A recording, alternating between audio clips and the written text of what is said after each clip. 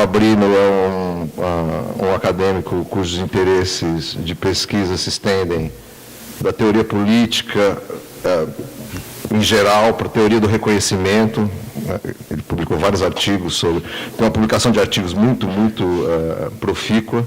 Teorias do reconhecimento, estudos da mídia. Você vê que ele acerta os temas, é impressionante. Os temas são, pelo menos eu gosto. Movimentos sociais, esqueci isso. Teoria democrática, mais especificamente, e ultimamente ele tem desenvolvido um trabalho muito interessante, inclusive organizou um evento recentemente na UFMG, sobre sistemas deliberativos, que é uma discussão mais específica e muito contemporânea dentro da teoria democrática. Então, hoje ele vai fazer uma apresentação que é sobre esse tema, cujo título... O título é só Sistemas Deliberativos? Ah, legal. Eu ia ter que traduzir aqui, mitigando os... Então, os perigos sistêmicos, mas não precisa, né? Tá. Bom, é um prazer tê-lo aqui, Ricardo, e obrigado a vocês todos por terem vindo a mais esse evento do ciclo de palestra, do ciclo de palestras do IESP-UERJ, organizado pelo nosso colega José Suaco. Deixa eu só testar. Precisa do microfone para a gravação? Depois o NSA corta a gente. Tá, joia. Bom, boa tarde a todas e todos. Queria começar, já brinquei com o João, com um pedido de desculpas. Quando eu recebi o contato para fazer a apresentação, me perguntaram qual que seria o texto apresentado.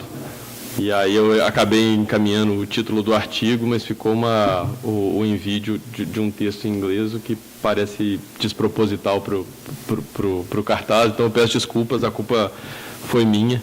Podia brincar, eu ia fazer que quando converso com o João, como o João sempre tem 3 palavras em inglês numa frase, eu achei que também era adequado o título em inglês, mas achei que era melhor a justificativa oficial e tudo bem.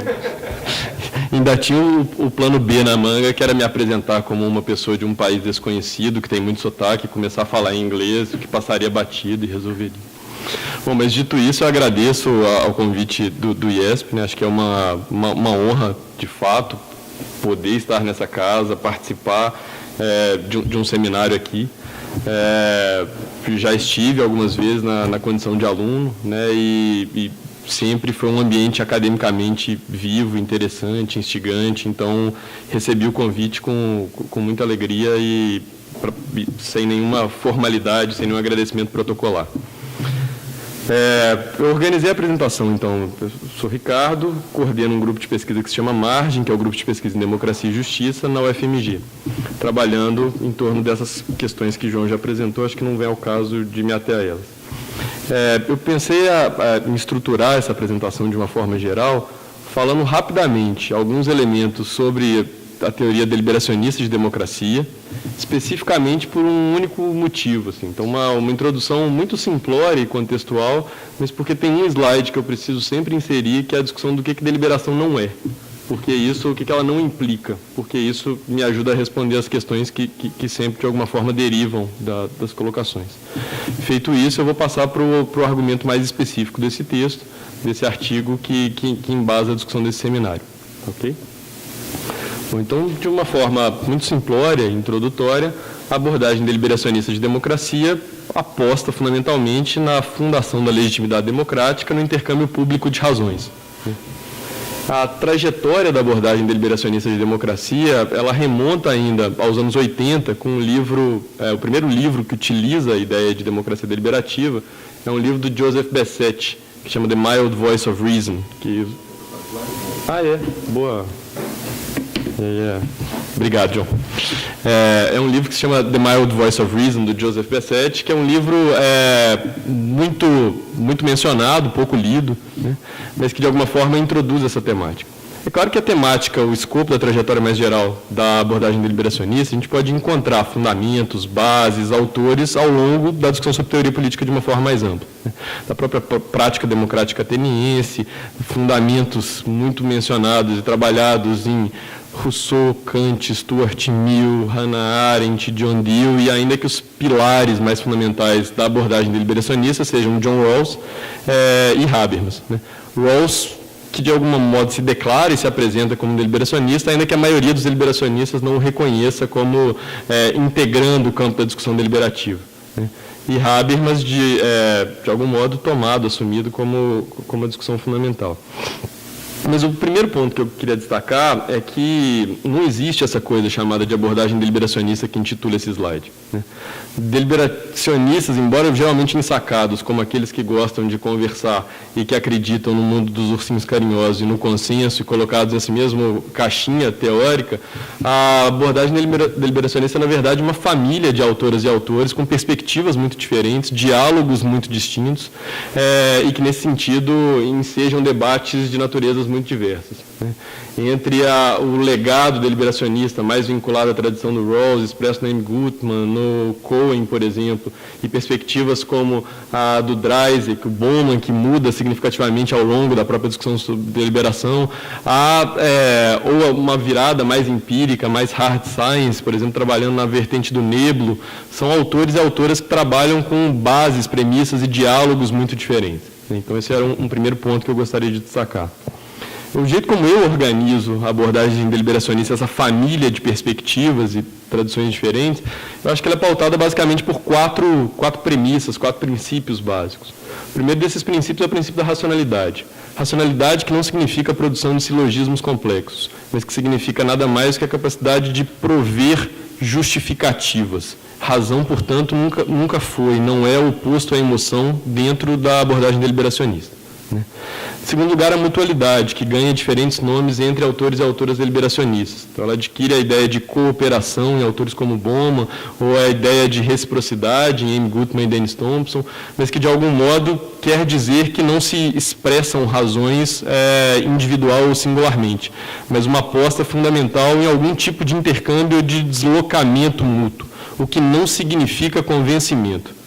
Mutualidade não significa aceitação das razões providas pelos outros, mas significa pura e simplesmente a consideração ou um cooperar, que não é esse cooperar altruísta, mas simplesmente um operar em conjunto, que está na própria base pragmatista dos deliberacionistas. Não é à toa que, nos próprios fundamentos da teoria da ação comunicativa, MID é uma das chaves fundamentais para a virada proposta por Habermas.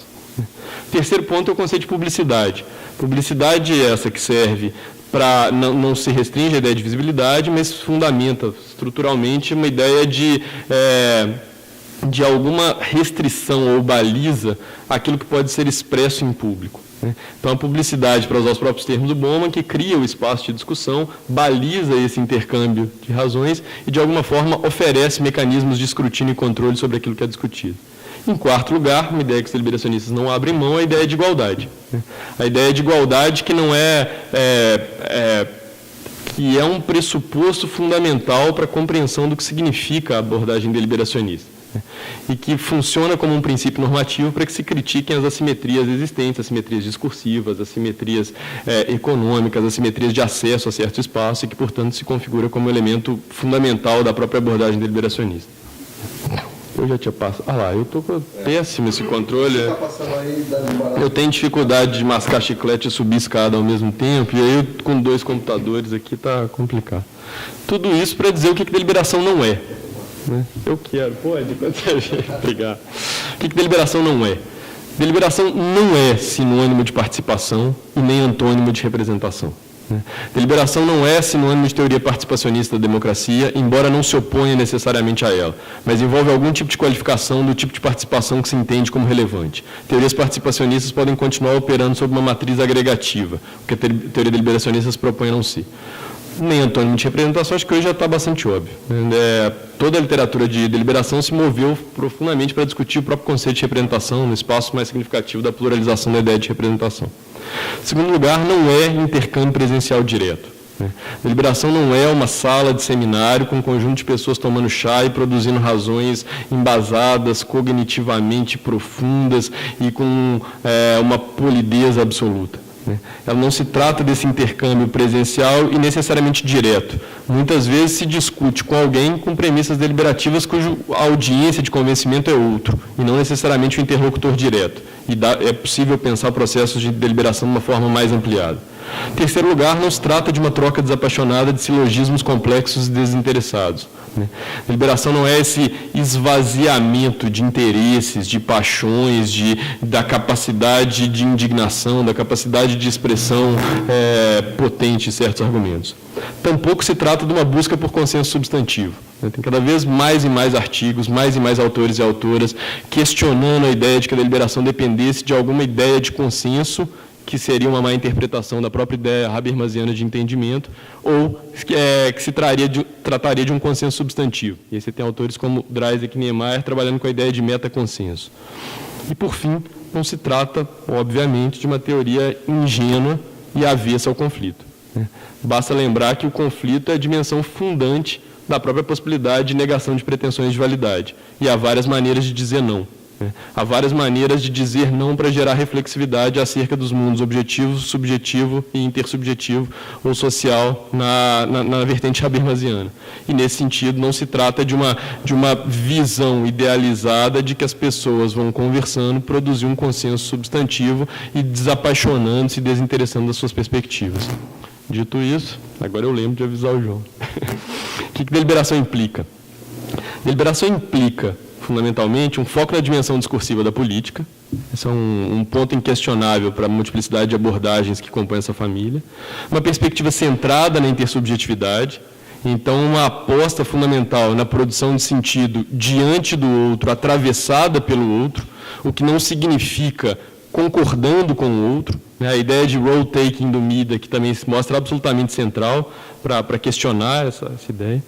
Uma perspectiva que aposta na revisibilidade da política, que aposta na importância da esfera pública e que opera com uma concepção ampliada de política. A ideia de que não há pontos finais, para dizer de uma forma específica. É a ideia da necessidade de testes permanentes sobre a adequação das soluções produzidas temporariamente. Essa revisibilidade não significa que tudo tem que ser revisado o tempo todo, mas que é possível questionar e abrir coisas à revisão. E a capacidade dessas coisas, decisões, sobreviverem, a sua capacidade de sobrevivência a determinados testes feitos, que eu posso pensar em testes discursivos, eventualmente, feitos momentaneamente. Mas não é que tudo tem que ser revisado o tempo todo, o que, pensando do ponto de vista político, do momento político contemporâneo do Brasil, seria absolutamente complicado e perigoso. Dito isso, então, e a concepção ampliada de política. Eu mencionei esses pontos rapidamente. Autores e autoras que trabalham com a perspectiva deliberacionista operam com uma concepção ampla, não reduzida da discussão sobre instituições políticas e focada fundamentalmente na ideia de que o processo de discussão política e a legitimidade que depende da democracia deliberativa funda tanto decisões políticas no sentido mais estrito, como processos de transformação social, processos de construção identitária, processos de transformação que operam em outros planos. Dito isso, então, e estou chegando nos sistemas deliberativos, obviamente, um dos maiores nós da abordagem, João, acho que tem um problema no controle. Um dos maiores nós da perspectiva deliberacionista é como é que ela era institucionalizada. Então, a crítica mais recorrente é bonito isso aí que vocês estão falando, né? Também seria ótimo se as pessoas se abraçassem todas todo dia, mas como é que isso vira questões concretas e como é que isso, de alguma forma, nos ajuda a resolver problemas e dilemas políticos cotidianos? Muitas respostas foram tentadas, uma literatura muito forte nos Estados Unidos sobre mini-públicos, não foi a vertente seguida pela tradição europeia para a discussão de democracia deliberativa, por exemplo. No Brasil, uma força muito grande da leitura das instituições participativas à luz dessa ideia de mini-públicos, e aí, sobretudo, porque uma série de pessoas começam a falar, olha, Brasil, como o John Gavento, é um laboratório de instituições participativas, e é preciso pensar isso de uma forma mais significativa. E aí essa literatura pensando o desenho de instituições especificamente voltadas a práticas participativas e eventualmente a qualificação deliberativa dessa possibilidade de participação. Parlamentos também, né? Então você tem uma série de autores que começam a trabalhar como pensar o parlamento deliberativamente, como qualificá-lo. Um dos estudos empíricos mais famosos dessa área, que é o livro organizado pelo Steiner e colaboradores, é focado exatamente na mensuração de deliberação em parlamentos. A ideia da discussão nas cortes supremas, em questões constitucionais-chave, que também atravessa a discussão. E, por fim, chegando onde eu quero chegar, e que talvez comece a especificidade do argumento, o argumento sobre sistemas deliberativos e a esfera pública, né? A importância do debate ampliado na esfera pública em múltiplas arenas. Com isso, eu chego no tema que eu quero entrar, que é o conceito de sistemas deliberativos, e a crítica a ele que eu pretendo fazer, de algum modo, para tentar discutir com esse conceito. A ideia de sistemas deliberativos, então, ela é mencionada pela primeira vez no texto de 1999, da Jane Mansbridge. Ela começa a ganhar fôlego. Ali em 2006, você tem um texto da Carolyn Hendricks, que trabalha a ideia de um modelo integrado de deliberação, e ela ganha muito momento nesse final da primeira década dos anos 2000, em que você tem autores muito relevantes da tradição deliberacionista, ou em diálogo com a literatura deliberacionista, como o caso do Bob Gooding, que não é um autor deliberacionista, mas tem forte diálogo com essa tradição, que de algum modo encampam e começam a tratar um pouco dessa ideia de sistemas deliberativos, que é, na minha interpretação, uma espécie de retorno a premissas originais da própria abordagem deliberacionista. É a ideia de que não se delibera, não se concebe uma democracia deliberativa com a ideia de discussão em um único espaço ou em uma única arena. Se deliberação é para significar algo, para além de discussão, que tem alguma relevância democrática em sociedades complexas e amplas, é preciso pensá-la mais fundamentalmente em múltiplas arenas, arenas essas que têm papéis e capacidades distintas. E aí o Bob Gooding tem um texto clássico de 2005 que ele pensa o sequenciamento de momentos, por exemplo, dentro do parlamento. Ele fala, assim como no parlamento não acontece uma deliberação no plenário, mas você tem comissões, processos, e o desenho dessas múltiplas arenas e como é que elas se articulam é fundamental para que haja alguma construção de processo decisório. É fundamental pensar especificidades de arenas diferentes, quais os limites e possibilidades que arenas diferentes oferecem para pensar a articulação de um processo de discussão complexo. É nesse contexto, então, que o conceito de sistemas deliberativos se torna absolutamente popular. E se torna popular com uma pergunta-chave, que é uma das perguntas que também estão aqui, que é o grande problema da abordagem deliberacionista, passa a ser, beleza, como é que eu junto essa multiplicidade de conversas que estão acontecendo em vários lugares? O que me leva a achar que algo que está acontecendo aqui atravessa algo que está em outra arena e, de alguma forma, tem capacidade de impacto, capacidade de alguma forma, fazer-se considerada e não se reduza à especificidade da sua arena. É aqui, então, que esse conceito se apresenta como tendo, basicamente, na minha visão, 5 contribuições. Em primeiro lugar, torna a ideia de democracia deliberativa viável. Olha, eu não preciso desenhar uma assembleia específica com todas as qualidades em que as pessoas deliberam, mas como o próprio Robert Gooding coloca, eu posso ter uma deliberação boa o suficiente a partir de contribuições que emergem de diferentes instâncias, de diferentes localidades, que têm as suas restrições, mas que podem eventualmente ser corrigidas pelas qualidades e características de outras arenas. Em segundo lugar, isso me permite investigar uma diversidade de fenômenos.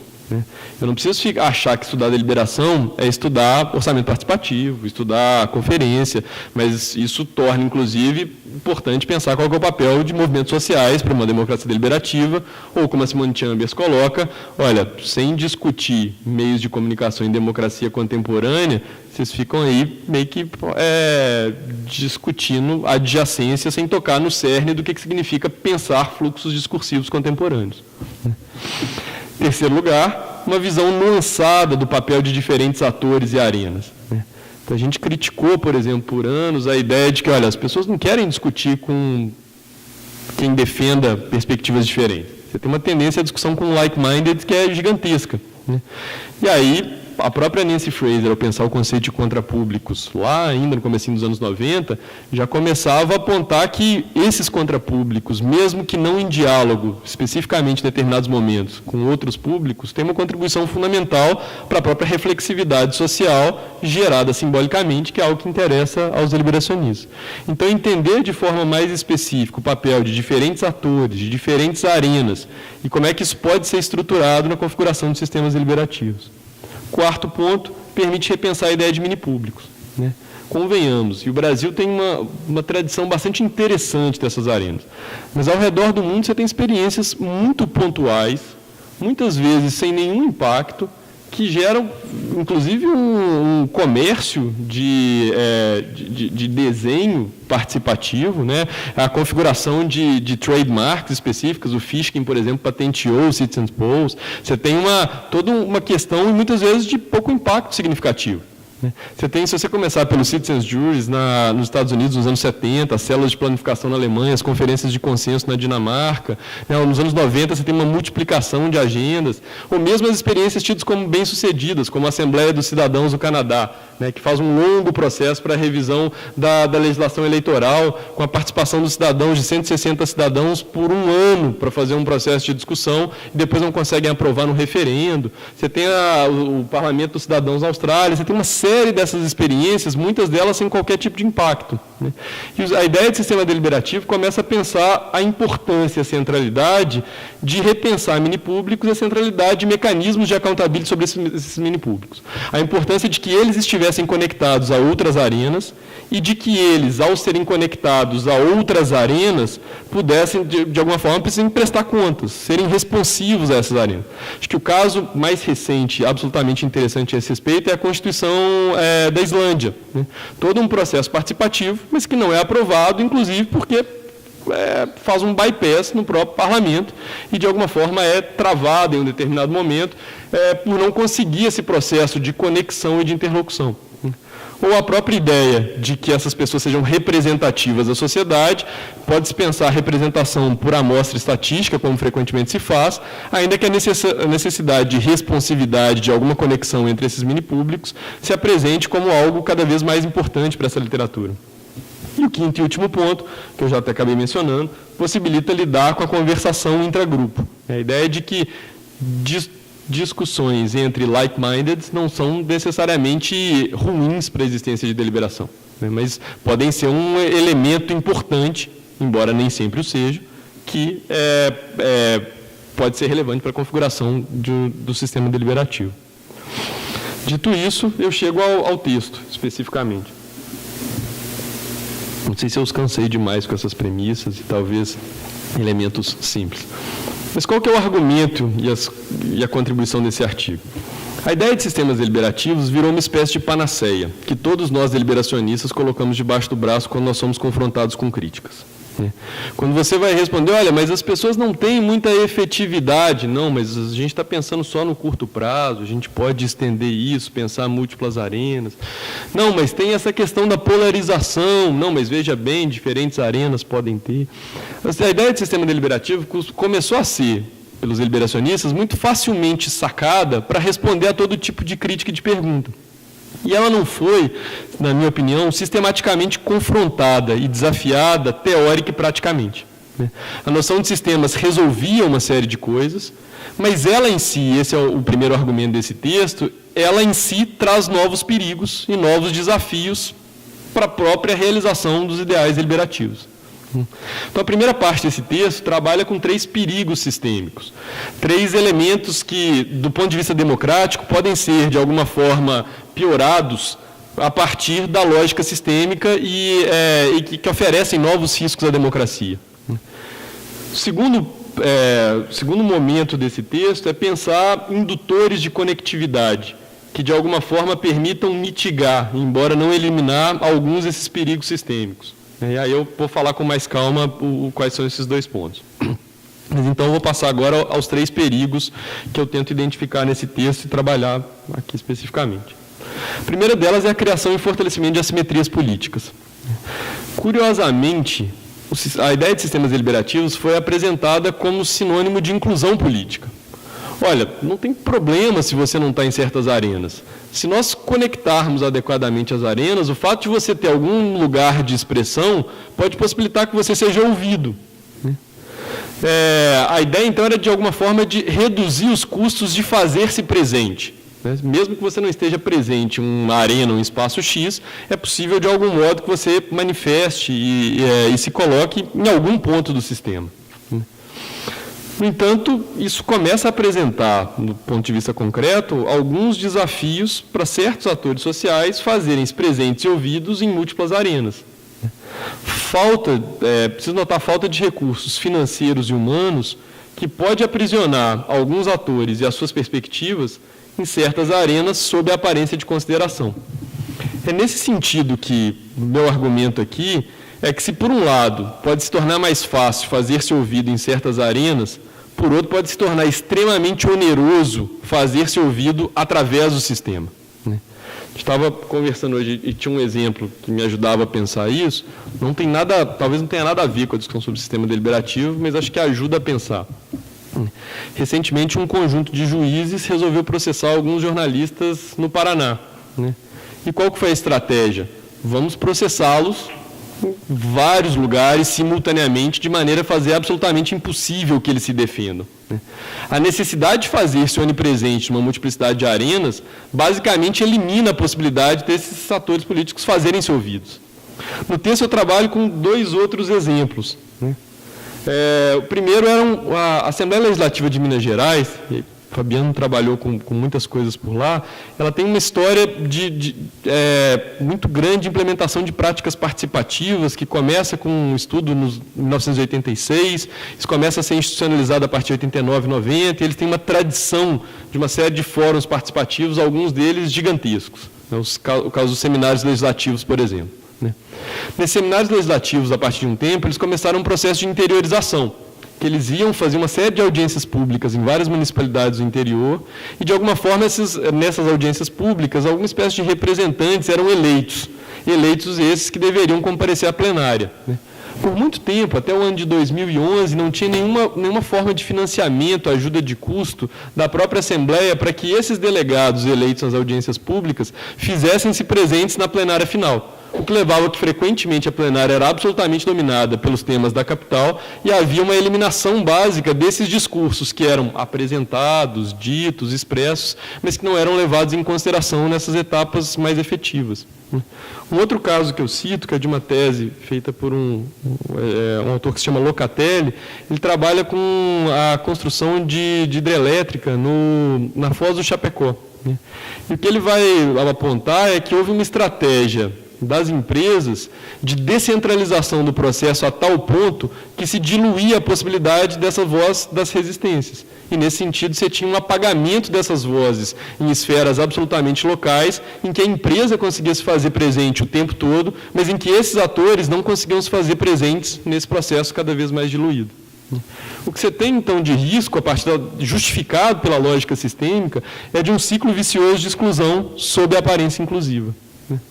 O segundo perigo é o da expansão do poder discricionário dos tomadores de decisão. Fica muito mais fácil justificar qualquer decisão com a frouxidão do princípio de legitimidade. Você tem fragmentos discursivos difusos e dispersos em um cenário de abundância comunicativa que fica absolutamente fácil e razoável tomar certas vozes de discurso e mobilizá-los para defender certos argumentos. Quantos congressistas acabaram de justificar seus votos a favor do impeachment porque ouviram as vozes da rua, porque estão afinados com a constelação de discurso da opinião pública, porque, de algum modo, captaram esse dizer apresentado nessa multiplicidade de esferas, então eles simplesmente para vocalizar essa opinião e essa perspectiva. É nesse contexto que a vertente sistêmica, pensada como radical, pode ser mobilizada para justificar modus operandi as assimetrias já existentes. A própria ideia e a dificuldade de operacionalização da deliberação pode levar a justificar qualquer tipo de decisão discricionária que encontra facilmente discurso para se legitimar e para se apresentar como expressão e vocalização da opinião pública. Aqui eu tenho um outro caso, que deriva um pouquinho, ele não é um exemplo absolutamente perfeito aqui, mas vale a pena pelo caso. na gestão anterior no Estado de Minas Gerais, você tinha um governo não muito afinado historicamente com práticas participativas, né? Mas que você teve um conjunto de funcionários públicos que começaram a apostar. Então, você teve lá o choque de gestão tem suas múltiplas etapas. A última que eles tinham inventado agora era a gestão para a cidadania com mais participação. E o Estado estava quebrado, né? Um dia eu perguntei para um servidor de alto escalão, assim, o Estado quebrado, essa gestão tradicionalmente não tem cunho participativo, por que apostar em participação e deliberação nesse momento? Ele falou, você não está entendendo, é justamente por isso, porque o Estado está quebrado e porque não se acredita fundamentalmente na ideia de participação. Porque, basicamente, diante de um Estado quebrado, muito esses processos discursivos em várias arenas de escuta tomam tempo, inviabilizam a decisão, o que de alguma forma legitima, inclusive, aquilo que a gente não pode fazer e não consegue fazer, né? Então, você tem essa mobilização quase perversa da própria radicalidade da democracia para miná-la, né? E o terceiro e último perigo, talvez seja o que eu tenha mais dificuldade de expressar, mas vou colocar rapidamente, é a incompatibilidade entre dinâmicas discursivas muito distintas, né? Discurso, e essa é a definição do Charrodot para discurso, é sempre texto mais contexto. Discurso não é uma substância cognitiva de conteúdo que eu basicamente mobilizo através de canais e empurro, né? Se discurso é sempre texto mais contexto, é óbvio que discurso está submetido a lógicas, dinâmicas e natureza de arenas que podem ser tão diferentes a ponto de inviabilizar a tradução. Nem tudo é passível de tradução. E, nesse sentido, as coisas não simplesmente migram como o mesmo conteúdo de uma arena para outra, sendo traduzidas, adequadas e adaptadas, produzindo os ganhos epistêmicos de que esperam os deliberacionistas. Mas elas, de alguma forma, algumas delas não podem ser traduzidas de um tipo de arena para outra. Não podem ser expressas nas formas discursivas que caberiam nessas outras arenas de que dependeriam do sistema deliberativo, né?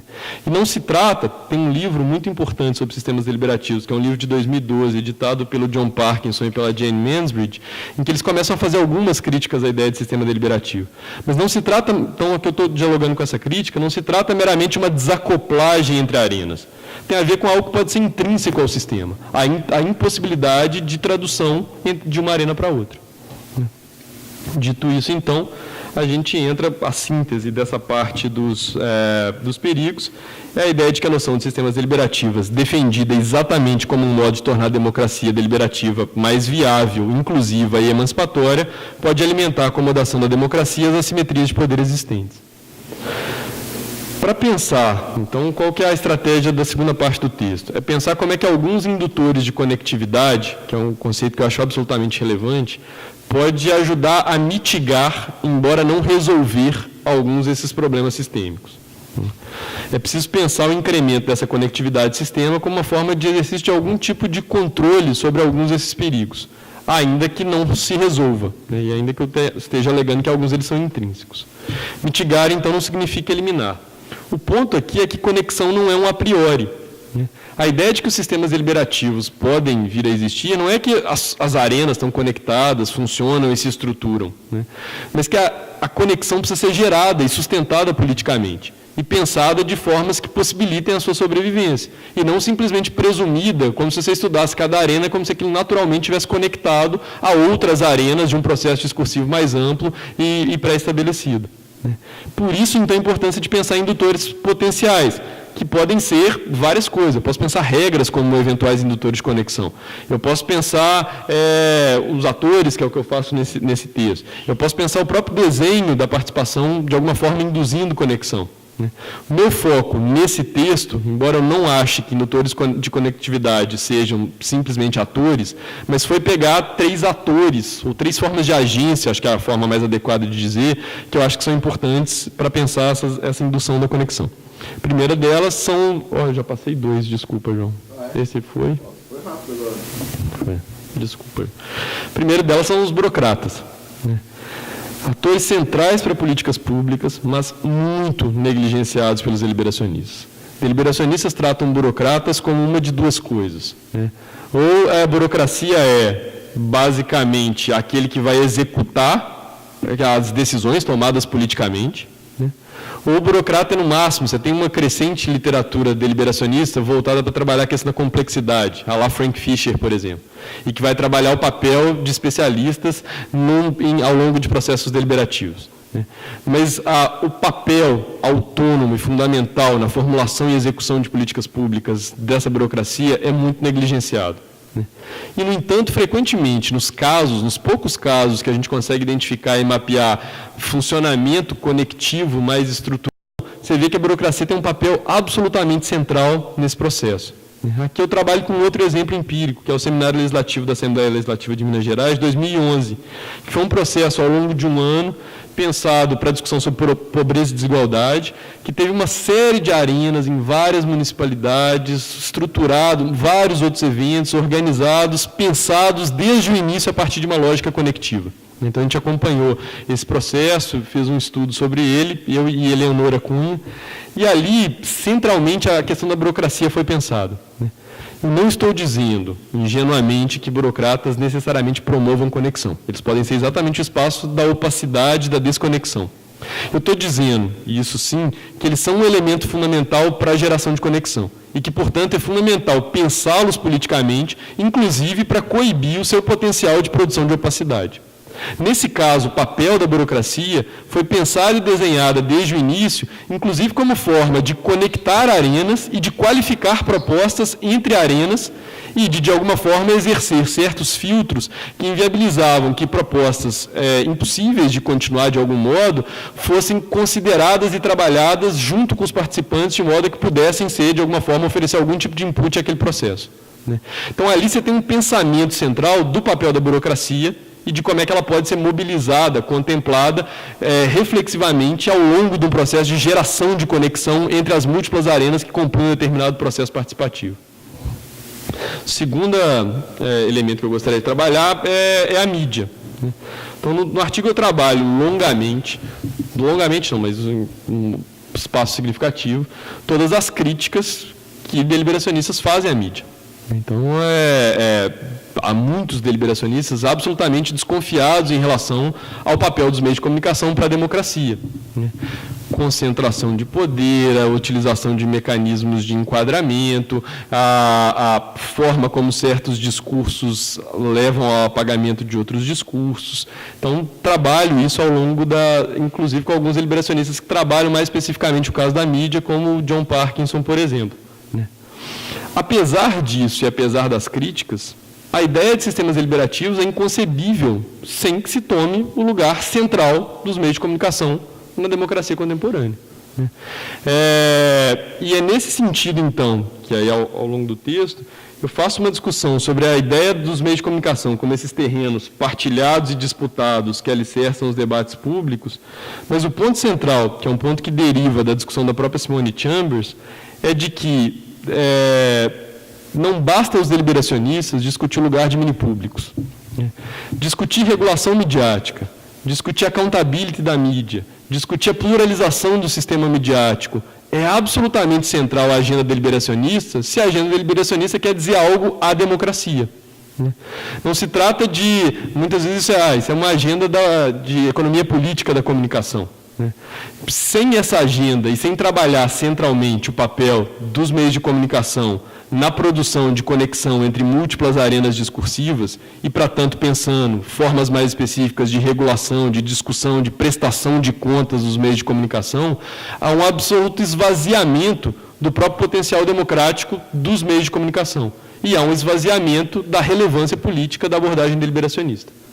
Então, a convocação aqui é para a importância de se pensar mais centralmente os meios de comunicação na estruturação da conectividade sistêmica, o que demanda certas ações específicas em termos de políticas públicas voltadas para os meios de comunicação. E o terceiro e último, que tem aparecido de forma cada vez mais eloquente numa série de estudos, é o papel de ativistas que atuam como representantes discursivos em múltiplas arenas. Muito comum para quem estuda instituições participativas, por exemplo, o Adrian Gurza-Lavalle tem um estudo bastante interessante agora sobre essa questão que ele apresentou na última BCP, pensando a conectividade dessas instituições, e algo que se torna muito recorrente na literatura que trabalha com isso é pensar especificamente a presença de alguns atores em múltiplas arenas. É muito recorrente, atuando nessa área, tem um fulano que está lá, que está lá, que está lá. E aí, nessa parte do texto, eu trabalho basicamente a ideia da pluralização, da ideia de representação. Então, toda a literatura contemporânea, de Urbinati, a Rosanne Vallon, passando pelo Michael Saward, que vão trabalhar com a ideia da necessidade de pluralização da representação para além de eleições, né? E trabalhando com a ideia da legitimidade dessa representação, o que deriva, em alguns estudos, em apontar que essa legitimidade tenta se fundar e se argumentar a partir, não é o meu argumento sobre representação, mas depois eu ficaria feliz de discutir, se tiver interesse, mas a construção de um tipo de autoridade que deriva de um processo formativo da participação sistemática nessa multiplicidade de arenas. No interior de comunidades políticas, então, é muito frequente que você tenha certos ativistas que se tornam extremamente engajados e presentes numa multiplicidade dessas arenas. É claro que isso, de novo, pode implicar alguma forma de opacidade ou de silenciamento de outros atores que deveriam estar presentes. Há uma crítica recorrente às instituições participativas de que são sempre as mesmas pessoas, falando sempre as mesmas coisas, sempre do mesmo jeito, nessa multiplicidade de espaço. Mas, no entanto, é inegável que quando você pega determinadas políticas, determinadas resoluções e tenta compreender como é que elas saíram de certos lugares e adquiriram outras arenas e ganharam força, a presença de certos ativistas atuando como representantes discursivos em múltiplas dessas arenas e, de alguma forma, empurrando certas agendas para que elas pudessem caminhar ao longo do sistema, de algum modo. Com o desenvolvimento, então, desses atores que desenvolvem certas especialidades, que os qualificam para atuar uma multiplicidade de instâncias. No texto eu tento trabalhar, de uma forma mais específica, como que burocratas, mídia e ativistas representantes podem ajudar a mitigar os 3 perigos ao produzir 3 coisas, fundamentalmente. Em primeiro lugar, a ideia de representação. A presença de argumentos e discursos sistematicamente negligenciados que podem tornar-se presentes ou fazerem-se ouvidos por meio da ação desses atores. Muito comum no primeiro caso, por exemplo, a burocracia da Assembleia Legislativa de Minas Gerais perceber certos silenciamentos e atuar para o não silenciamento dessas vozes para que elas se mantivessem com a mínima capacidade de apresentação em algumas dessas outras arenas. Ou no caso da própria mídia, podemos pensar situações específicas em que determinadas vozes que não apareceriam de outras maneiras possam vir a fazerem-se ouvidas a partir de alguma forma de representação discursiva através dos meios de comunicação ou da multiplicidade de formatos comunicativos num cenário, como John Keane chama, de abundância comunicativa. E pensar especificamente em questão dos ativistas, exercendo um tipo de representação que assegura a expressão de certas vozes que tenderiam a ser silenciadas com muita facilidade. Em segundo lugar, a questão do escrutínio. Então, burocratas, também vou falar de uma forma mais geral aqui, tanto burocratas como mídia, como ativistas especificamente, podem ter uma contribuição no sentido de tornar certos discursos mais questionáveis, ou pelo menos sujeitos ao potencial de crítica. Torna-se mais oneroso desconsiderar certos posicionamentos e certos argumentos se eles não são sequer expressos ou se eles não são sequer tornados visíveis.